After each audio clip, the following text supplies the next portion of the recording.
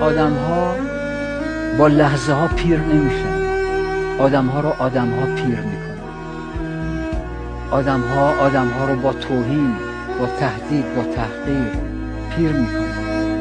من معتقدم که گاهی اوقات از من میپرسن، میگن آقای دکتر خدا چرا این دنیا رو آفرید؟ پر از ظلم، پر از جور، پر از ناراحتی، پر از خشم. میگم به خدا قسم که خدا این دنیا رو نیافرید. خدای سبحان جهان هستی رو پاک پاک پاک آفرید. هیتلر، اینشتین، چنگیز، نرون، ضعیفان، ظالمان، مستضعفان، قابیل، هابیل، اینها این دنیا رو ساختن. این دنیا با این کانسپت، با این مفهوم، این دنیا رو آدم ها ساختن. این